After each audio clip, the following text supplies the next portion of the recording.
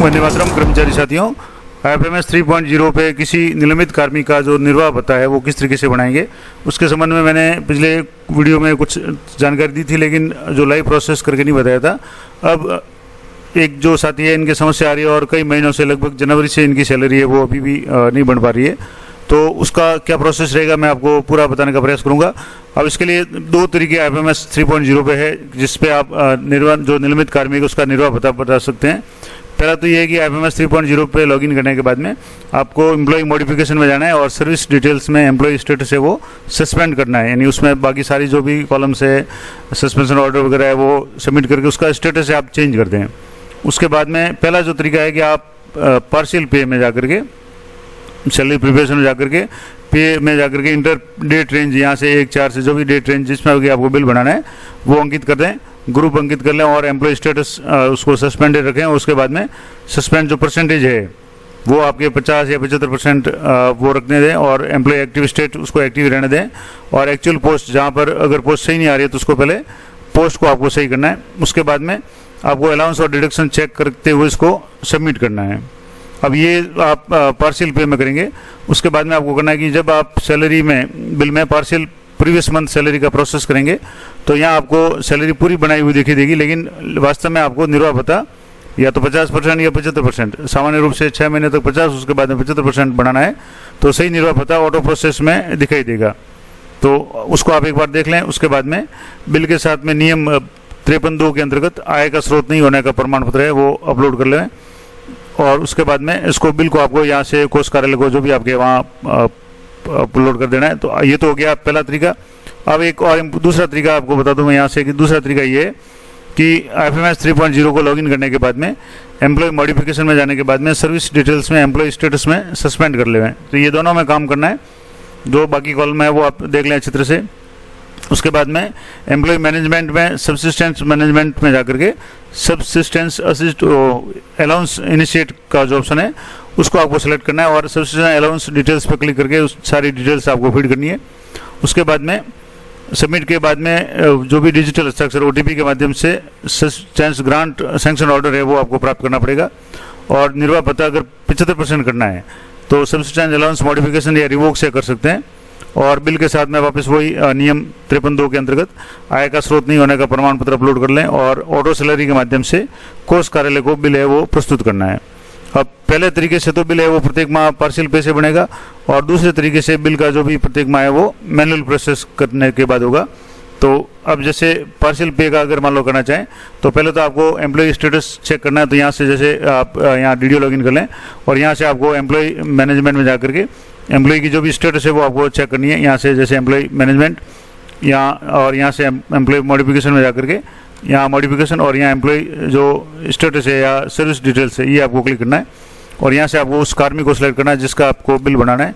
तो यहाँ से मैं एक कार्मिक को सिलेक्ट करके बता देता हूँ। यहाँ से जो कार्मिक है तो यहाँ जो भी कार्मिक है उनको मैं आपको बता देता हूँ। यहाँ से पूरी लिस्ट है, उसमें से आपको उस कार्मिक को एक बार सेलेक्ट कर लें और सेलेक्ट करने के बाद में यहाँ से जैसे मैंने कार्मिक को सिलेक्ट किया उसके नाम के आगे मॉडिफाई पे आपको क्लिक करना है। तो यहाँ आप देखेंगे तो यहाँ सबऑर्डिनेट आ गया, ये सारा आ गया। अब यहाँ आपके सामने जो कैटेगरी है वो सस्पेंडेड है। अब यहाँ पहले ही सस्पेंडेड कर ली है तो कोई प्रॉब्लम नहीं। अगर सस्पेंडेड नहीं किए तो आपको यहाँ से सस्पेंडेड यहाँ सेलेक्ट करके यहाँ से जो भी लिस्ट है active, death, deputation, removal, designation वगैरह, इसमें से आपको सस्पेंडेड सेलेक्ट करके नीचे जो भी डॉक्यूमेंट्स वगैरह कोई आवश्यकता है वो सारे आपको यहाँ से करके नीचे जो आपके सेव का ऑप्शन है वहाँ से जा करके आप इसको सेव कर लें। तो ये तो हो गया पूरा कि आप स्टेटस चेंज कर लें। पहले भी मैंने आपको वीडियो बताया हुआ कि स्टेटस किस तरीके से चेंज करेंगे। तो यहाँ से आपको अपलोड सर्विस डिटेल्स, यहाँ से आपको जो भी ऑर्डर है सस्पेंशन ऑर्डर वगैरह वो करके आपको यहाँ से इसको अपडेट करना है और इसकी डिटेल्स है वो आपको चेंज करनी है। तो ये तो हो गया पहला तरीका, मतलब पहला स्टेप जिसमें आपको स्टेटस है एम्प्लॉय का वो आपको चेंज करना है। अब इसके बाद में आप सैलरी प्रिपरेशन में पार्शियल पे में जाकर के डेट रेंज एंटर कर लें कि कब से कब तक आपको जो बिल बनाना है। जैसे यहाँ अप्रैल का बात है तो यहाँ जैसे फरवरी का बिल बनाना है तो मैं पार्शियल पे में जाकर के फरवरी है वो सिलेक्ट करके फिर आपको बताता हूँ। तो यहाँ आपको पार्शियल पे पे क्लिक करना है और पार्शियल पे पे क्लिक करने के बाद में यहाँ से जो भी कार्मिक है आपको लिस्ट में से कार्मिक को सिलेक्ट कर लेना है। तो यहाँ से वापस मैं आपको कार्मिक को सिलेक्ट करके बता देता हूँ। यहाँ से जैसे आप इस लिस्ट में स्क्रॉल करेंगे तो कार्मिक जो जिसका भी आपको पार्शियल पे बनाना है वो आप यहाँ से सिलेक्ट कर लें। जैसे यहाँ मैं सेलेक्ट करके बता देता हूँ। जैसे ये कार्मिक है तो यहाँ प्रोसीड पे आपको क्लिक करना है, और यहाँ आपको फाइनेंशियल ईयर जैसे मार्च से मई से फरवरी से बनाना है तो 23-24 मंथ यहाँ से फरवरी सेलेक्ट कर लें 2024, और यहाँ ऐड न्यू पे आपको क्लिक करना है। तो यहाँ से आपको डेट रेंज सेलेक्ट करनी है, जैसे 1 फरवरी से लेकर के यहाँ से जैसे 24 है और 24 में फरवरी, तो 1 फरवरी से लेकर के यहाँ 28 फरवरी या 29 फरवरी जो भी है वो आपको सेलेक्ट कर लेना है। तो यहाँ से आपको जैसे 1 फरवरी से 29 फरवरी यहाँ से कैलेंडर से आपको फरवरी की डेट है वो सिलेक्ट कर लेना है। उसके बाद में यहाँ से ग्रुप हो गया, सस्पेंड आ गया यहाँ, और यहाँ से आपको सस्पेंड परसेंटेज 50 या 75 जो भी है वो आपको सिलेक्ट करना है। एक्टिव रहने देना है, बेसिक कंप्यूटर जो भी इसका रीजन है, और रीजन है तो यहाँ से जैसे सस्पेंशन लिख दें, तो यहाँ से आप रीजन है वो सस्पेंशन यहाँ लिख करके उसके बाद में यहाँ से शो अलाउंस एंड डिडक्शन, तो जैसे इनका बेसिक है वो जो भी यहाँ शो हो रहा है, डिडक्शन भी शो हो रही है, और यहाँ से आपके नीचे है वो ऐड ऑप्शन पे जाकर के इसको ऐड कर लें। तो यहाँ से ये ऐड हो गया। अब ऐड होने के बाद में यहाँ से आपको नेक्स्ट पे क्लिक करना है। तो यहाँ से आप एक बार चेक कर लें कि ये जो भी है वो यहाँ से मंथ आ गया, और यहाँ से सबमिट पे आपको क्लिक करना है। तो यहाँ एक बार मैं आपको और बता दूँ, यहाँ से जैसे आपने ग्रुप सेलेक्ट कर लिया, एम्प्लॉय स्टेटस सस्पेंडेड रखना है, उसके बाद में सस्पेंड परसेंटेज आपको 50-75 जो भी है वो एंटर करना है। एम्प्लॉय एक्टिव स्टेटस आपको एक्टिव रहने देना है। एक्चुअल पोस्ट अगर सही नहीं आ रही तो वो आपको चेक करके अलाउंस डिडक्शन पे चेक करके आपको सबमिट करना है। तो यहाँ से जैसे मैं आपको यहाँ से पूरा सबमिट करके यहाँ से कंफर्म करके येस पे आपको क्लिक करना है। तो ये आ गया your application has been submitted successfully. अब ये आ गया। अब इसके बाद आपको क्या करना है, अब अलाउंस डिडक्शन चेक करते हुए सबमिट करना है।